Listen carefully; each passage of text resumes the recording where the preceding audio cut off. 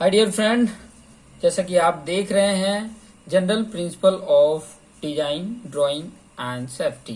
ठीक है, और ये जो आप समझ रहे हैं कि ईएससी जो यूपीएससी ईएससी इंजीनियरिंग सर्विस है उसका जीएस का पार्ट है, एक सब्जेक्ट है, जीएस पार्ट का एक सब्जेक्ट है।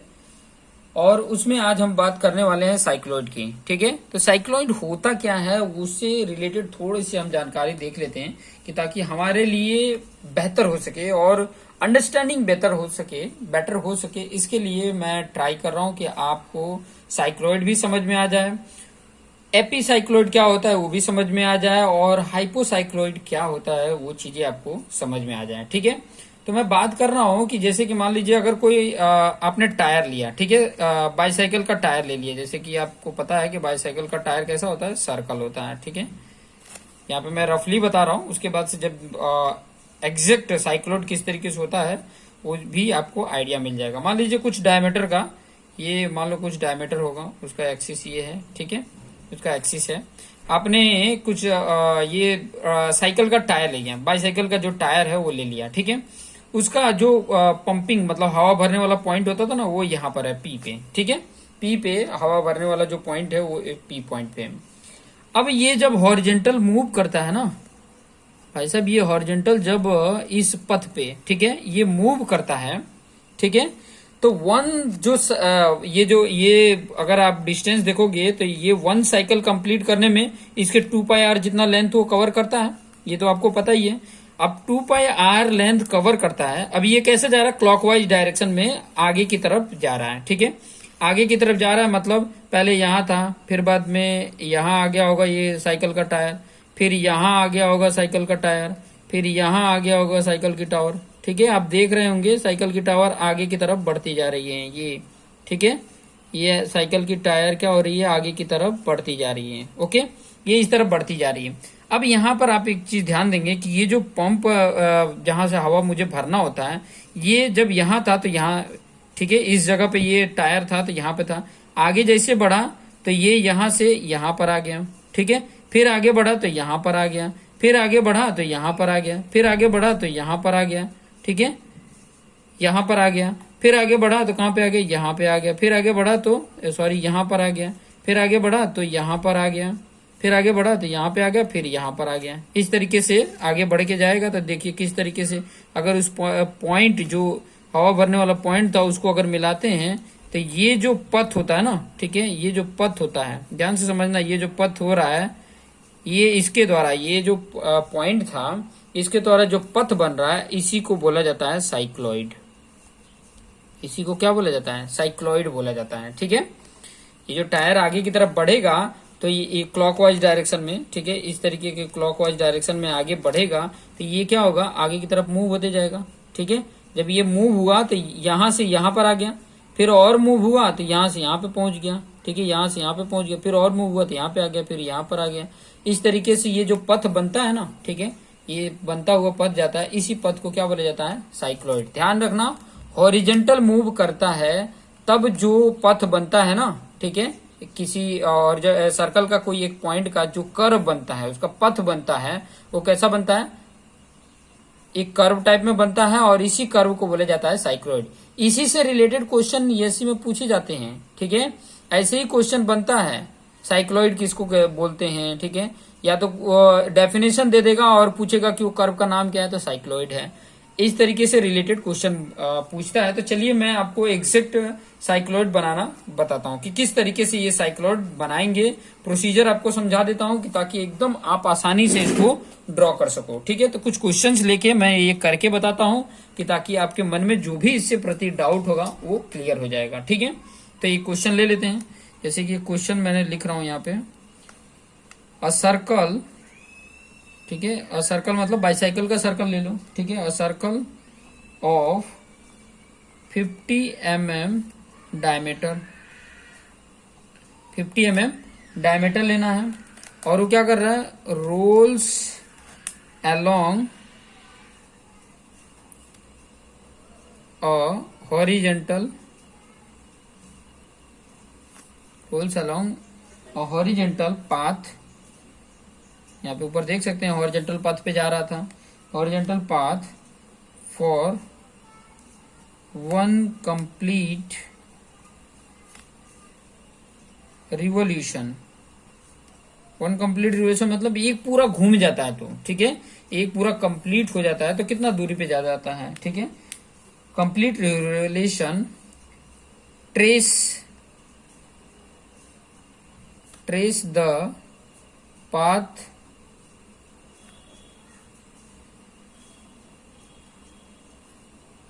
followed by a point P on the circle, ठीक है। मतलब सर्कल पे कोई एक पॉइंट P है, तो P जब आगे की तरफ ये सर्कल मूव कर रहा है तो वो P के द्वारा जो पथ बन रहा है ना, उस पथ को ट्रेस करके आपको दिखाना है, और वही पथ इसको क्या बताता है, एक कंप्लीट रिवोल्यूशन करता है ना, तो उसका जो कर्व बना हुआ आपको दिखता है वही आपका क्या होता है, वही अगर आप यहाँ पर देखेंगे तो उसका साइक्लॉइड होता है, ठीक है। तो चलिए मैं आपको यहाँ पर बता देता हूँ कि सबसे पहले हमें क्या करना है। सब कुछ एग्जैक्ट एकदम आसान और सिंपल लैंग्वेज में मैं आपको समझा दूंगा कि ताकि एकदम आपको आइडिया मिल जाए, कोई डाउट ना रहे। क्वेश्चन तो आपको समझ में आ गया होगा कि जो सर्कल है, मतलब सर्कल मान लो बाईसाइकिल का टायर है, 50 mm डायमीटर है, ठीक है। रोल्स कहाँ करना है, अलोंग ए हॉरिजेंटल। अलोंग हॉरिजेंटल का मतलब होता है एक हॉरिजेंटल के डायरेक्शन में, ठीक है, हॉरिजेंटल वो मूव कर रहा है। पाथ फॉर वन कंप्लीट है, complete revolution trace the path followed by A point P on the circle, ठीक है। तो आपको सबसे पहले तो मैं एक लाइन आपको ड्रॉ करके यहाँ पे बता देता हूँ। सबसे पहले तो एक लाइन ड्रॉ कर लेंगे, हॉरिजेंटल पथ बना लेंगे कि जिसके ऊपर वो रोल करेगा, ठीक है। एक लाइन में अब सीधी लाइन ड्रॉ कर लेने का, सीधी लाइन एग्जैक्ट आपके पास टी स्क्वायर है तो बेटर रहेगा कि आपको हॉरिजेंटल लाइन ये मैंने ड्रॉ कर दिया, ठीक है। अब मान लीजिए कि सर्कल यहाँ पर है, सर्कल मैंने यहाँ पर ड्रॉ कर दिया, ठीक है। ये पी पॉइंट था सर्कल का। अब यहाँ पे मुझे ड्रॉ करना है तो मैं क्या करूंगा, 50 mm डायमीटर का है तो मैं यहाँ पर 25 का रेडियस लूंगा, तभी तो 50 mm डायमीटर होगा। देखिए यहाँ पे आप देख सकते हो कि ये आपका 2.5 सेंटीमीटर और यहाँ पर एग्जैक्ट आपको दिख रहा होगा, ठीक है। अब ये जो है ये जितना बन रहा है उतना का मुझे क्या करना है, अभी यहाँ से तो मैं बनाऊंगा नहीं, ठीक है, यहाँ से तो एग्जैक्ट तो मैं बनाऊंगा नहीं, मैं इसके ऊपर रोल कराना है ना मुझे, तो मैं क्या करूंगा, इस लाइन के ऊपर रोल कराना है तो इसके मैं परपेंडिकुलर, अब देखिए परपेंडिकुलर लाइन एक ड्रॉ कर दूंगा इस लाइन के। देखिए परपेंडिकुलर कैसे ड्रॉ होगा, तो मैं 90 डिग्री इसके एक लाइन ड्रॉ कर दूंगा और 50 mm ले लूंगा, ठीक है। यहाँ पे देखिए मेरा 90 एंगल यहाँ पे आ रहा है और मैं ये लाइन टोटल लाइन ये ड्रॉ कर दिया। इसमें मुझे ले लेना है कितना, 5, ठीक है, 5 इतना। देखिए ये 5 कहाँ पे आ रहा है, यहाँ पर आ रहा है, ठीक है, यहाँ पर आ रहा है। इसका 2.5 कहाँ पे आ रहा है, ये उसका सेंटर हो जा रहा है, ठीक है। अब ये सेंटर लेके मुझे क्या करना है, ड्रॉ कर देना है। देखिए उतना ही तो पहले लिया ही था, ठीक है। अब एक सर्कल मुझे क्या कर देना है, ड्रॉ कर लेना है। एक बार सर्कल ड्रॉ हो जाए तो बेटर हो जाएगा, ठीक है।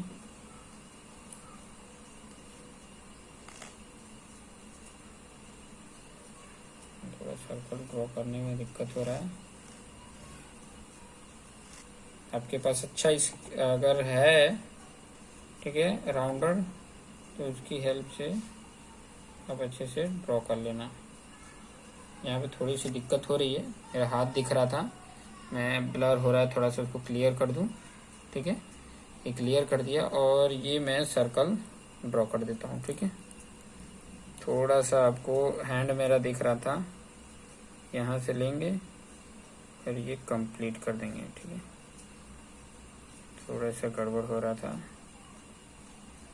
चलिए हो गया, ठीक है। मैं एग्जैक्ट कर देता हूँ थोड़ा। इसमें क्या है, आपको लाइनिंग अलग अलग दिख रहा है तो अलग अलग नहीं दिखनी चाहिए, ठीक है, वो थोड़ा सा ध्यान में रखेंगे। हाथ पे रखा,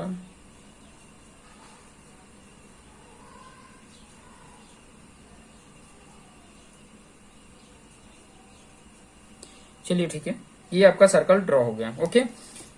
फिर अभी ये पी पॉइंट है। अब पी पॉइंट ये जब ये रोल करते हुए आगे जाएगा तो कितना जाएगा, वन कंप्लीट रिवोल्यूशन कितना होगा। आपको मैं यहाँ पे कैल्शियम बता देता हूँ कि ये कितना है। अगर इसका डायमीटर को देखोगे तो डायमीटर कितना दिया है, इसका डी जो दिया है वो कितना दिया है, 50 mm दिया है। रेडियस कितना आ गया, 25 mm। ठीक है, 25 अगर रेडियस है तो आपको पता होगा कि लेंथ कितना हो जाएगा इसका, वन कंप्लीट रिवोल्यूशन का length, one complete revolution length कितना होगा। लेंथ की बात करेंगे तो 2πr जितना होता है, और 2πr इसको कितना आ रहा है, यहाँ पे आपको मैं बता देता हूँ, 2 into pi, pi into R कितना है 25, मल्टीप्लीकेशन किए कितना आ रहा है 157.079, मतलब 157 तो ये mm में है। ठीक है, 157 के आसपास ये mm में आ रहा है। ओके, तो 157 जितना मेरा लेंथ होना चाहिए, कहाँ पे आएगा वो चीजें मैं यहाँ पे बता देता हूँ। देखिए यहाँ पर ये आपका पी पॉइंट है। ठीक है, पी से कहाँ पर जाएगा 157 तक, तो 157 कहाँ पे आ रहा है मेरा, यहाँ पे आ रहा है। देखिए ये 150 है, फिर ये 7 यहाँ पर, यहाँ का आ रहा है। ठीक है, तो यहाँ पर मेरा एग्जैक्ट ये लेंथ हो जाएगा कि यहाँ पर मतलब कंप्लीट होके यहाँ पर इसका पी पॉइंट आ जाएगा। ठीक है, ये पी पॉइंट जो है ये अगर रिवोल्यूशन करते हुए यहाँ पर आएगा तो ये पी पॉइंट यहाँ पे आ जाएगा। तो यहाँ पर भी मैं क्या कर लेता हूँ ना, एक प्रॉपर तरीके से मैं 90 डिग्री यहाँ पर प्लॉट ही कर देता हूँ, नहीं तो क्या होगा कि आप मेरे पास टी स्क्वायर है नहीं तो लाइन ड्रॉ करने में दिक्कत ना हो, इसीलिए मैं सारे इंतजाम करके रखा हूँ कि आप भी अगर आपके पास एग्जाम में अगर नहीं है तो ये टेक्निक यूज कर सकते हैं। यहाँ पर 90 कर लिया। ठीक है, अब ये मैं लाइनिंग ड्रॉ कर लेता हूँ और एग्जैक्ट पेंसिल से कर लेते हैं, और सब लाइट में ड्रॉ करोगे ना तो उतना ही बेटर रहेगा। अभी 5 जितना लेना है, देखिए 5 और एग्जैक्ट मेरा यहाँ पर आ गया। ठीक है, अभी यहाँ तो ये कंप्लीट आएगा। अब इसको क्या करना है, देखिए 157 जितना ये लेंथ हो गया। ठीक है, 157.079 जितना था, तो ये 2πr जितना हो गया।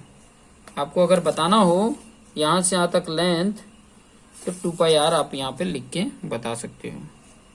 ठीक है, इस तरीके से आप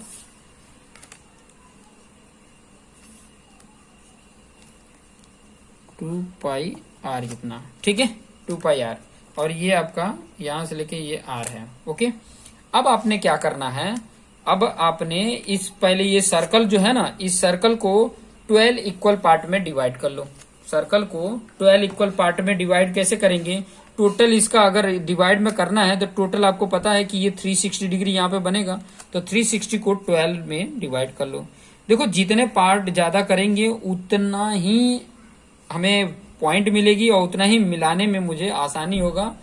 तो मैं क्या कर रहा हूँ, देखिए 360 है टोटल। ठीक है, डिवाइडेड बाय 12 कर देता हूँ, कितना एंगल आ रहा है 30 डिग्री। तो 30 डिग्री हमने क्या कर देना है, इसके ऊपर बना लेना है। ठीक है, इसके ऊपर हमने क्या बना लेना है 30 डिग्री का। पहले तो ये लाइन मैं ड्रॉ कर ही लेता हूँ, थोड़ा सा टाइम लग रहा है लेकिन जैसे जैसे बता रहा हूँ ना ऐसे ऐसे अगर बनाते जाओगे तो सबसे पहले क्या करना है, इसके ऊपर 30 डिग्री का बना लेना। अभी यहाँ पे देखिए मैं ये वाले लाइन पे एग्जैक्ट सेट कर लिया।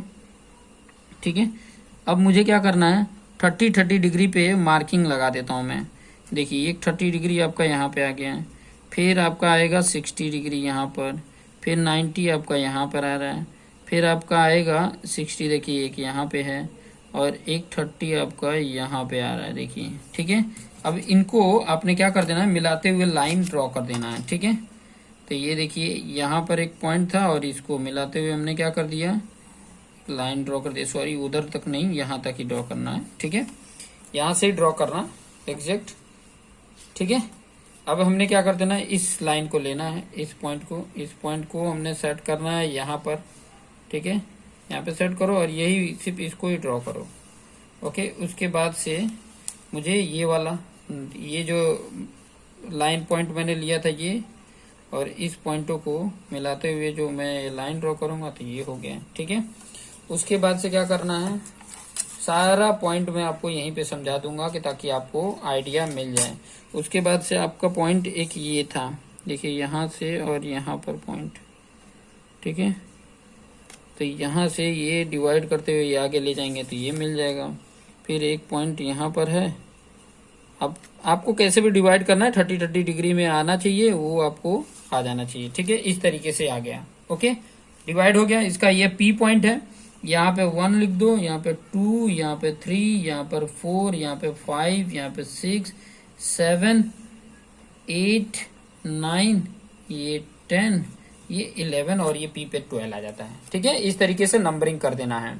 अब नंबरिंग करने के बाद से अब ये जितनी लाइनें हैं उनको ड्रॉ कर लेंगे, ठीक है। मिलाते हुए लाइनों को ड्रॉ कर लेंगे। तो देखिए हम ये लाइन को सीधे देखो 5 और 7 को मिलाती हुई लाइन को ड्रॉ करो। 5 और 7 को मिलाती हुई लाइन को हल्का ही ड्रॉ कर देना, एकदम लाइट एच पेंसिल का यूज करोगे तो बेटर होगा।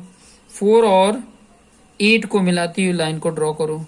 4 और 8 को मिलाती हुई लाइन को एग्जैक्ट ड्रॉ करो। आपकी सीधी लाइन एकदम यहाँ पर आ जाएगी, ठीक है। फिर बाद में ये 3 और 9 की जो लाइन है इसको मिलाते हुए आगे आपने ड्रॉ कर देना है, ठीक है। फिर बाद में 2 और 10 को मिलाते हुए लाइन ड्रॉ करिए।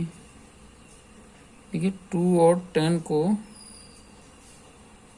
मिलाते हुए एक लाइन ड्रॉ कर देंगे, ठीक है। फिर बाद में 1 और 11 को मिलाते हुए लाइन ड्रॉ करेंगे। 1 और 11 को मिलाते हुए लाइन ड्रॉ कर दिए, ठीक है। ये लाइन आपका ड्रॉ किया हुआ आपको दिख रहा है, ठीक है। उसके बाद आपने क्या करना है, बहुत इंपॉर्टेंट है कि जैसे इसको आपने 12 पार्ट में किया वैसे यहाँ से जो P से लेके मान लो ये X पॉइंट था, ठीक है, P से लेके X पॉइंट था, इसको भी आपने 12 पार्ट में करना है। तो देखिए मुझे यहाँ 12 की जो पॉइंट की जरूरत नहीं होती है। सेंटर से मान लो ये सेंटर O है तो O से लेके यहाँ पे मान लीजिए कि A पॉइंट है तो O से A को आपने 12 पार्ट में डिवाइड करना है। तो देखिए 12 पार्ट में डिवाइड करने के लिए क्या करेंगे, आपको पहले ही पता है कि ये कितना आया था, 157 पॉइंट समथिंग आया था, 157.079 के आसपास आया था इतना। अब इसको 12 पार्ट मुझे करना है तो 12 से डिवाइड कर देंगे।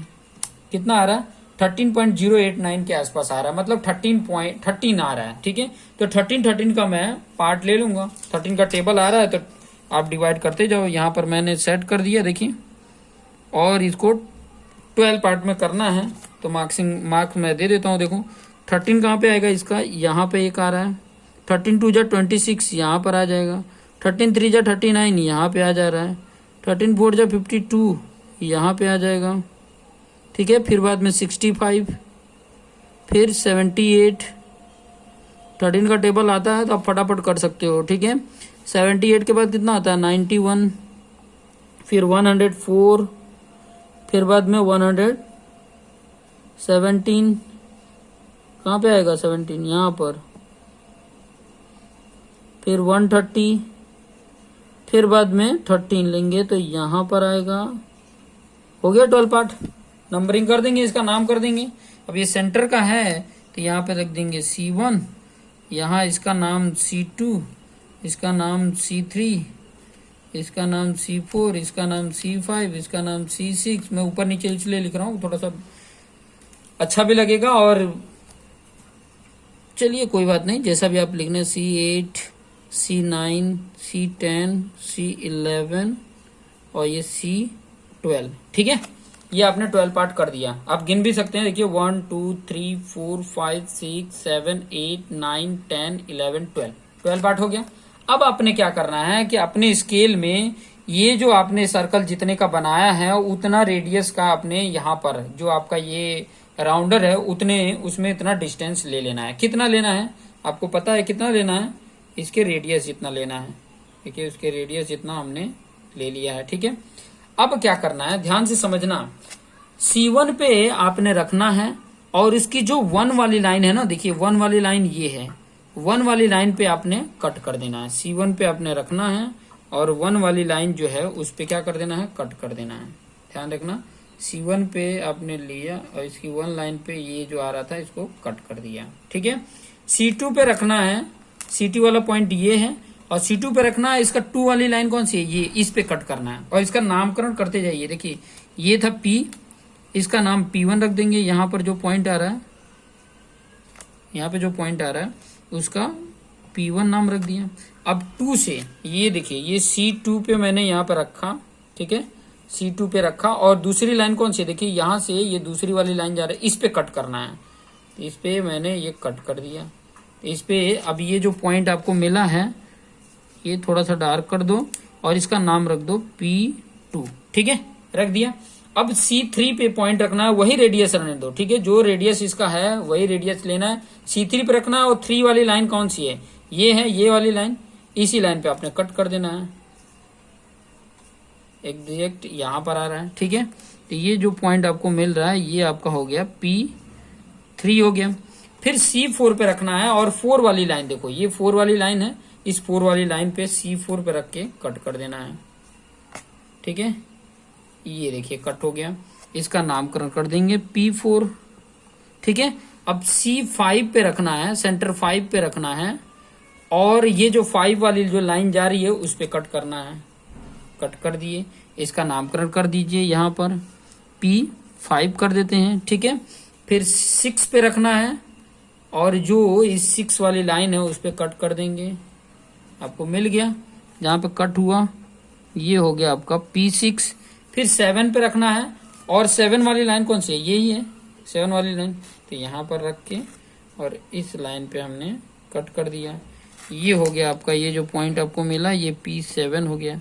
फिर 8 पे रखना है, सेम रेडियस का वही रहेगा और जो 8 वाली लाइन देखिए 4-8 वाली लाइन पे आपने क्या कर देना है, कट कर देना है। 4-8 वाली लाइन, यहाँ पर जो पॉइंट मिला है इसको P8 रख दीजिए। फिर 9 पे आपको रखना है और 9 वाली लाइन कौन सी है, यही है, ये वाली लाइन है, इस पे कट कर देना है। ये आपने लिया, ठीक है, और देखिए इस पे मैंने कट कर दिया। तो ये जो पॉइंट मिला है वो P9 हो गया। फिर 10 पे रखना है और 10 वाली लाइन कौन सी है, देखो 2-10 वाली लाइन, इस पे कट कर देना है। 10 कौन सा है, यहाँ पर है, सॉरी 10 इधर है और कट कहाँ करना है, ये 10 वाले पॉइंट पे, ठीक है। तो ये जो पॉइंट आया वो आपका क्या हो गया, P10 हो गया। 11 पे रखना है और आपको 11 पे रखना है, उतना ही 11 वाले पॉइंट पे कट कर देना है। तो यहाँ जो पॉइंट मिला वो आपका क्या हो गया, P11 और P12 से 12 से करोगे तो यहीं पे आएगा P12, ठीक है। अब ये जितने पॉइंट है उन पॉइंटों को क्या कर देना है, मिला देना है, ठीक है। अब देखिए मैं मिलाते हुए जाता हूँ, P से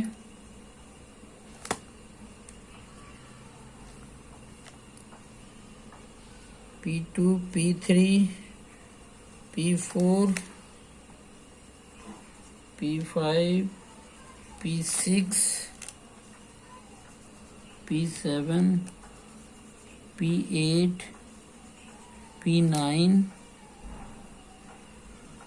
P10, ठीक है। फिर 11 और 12।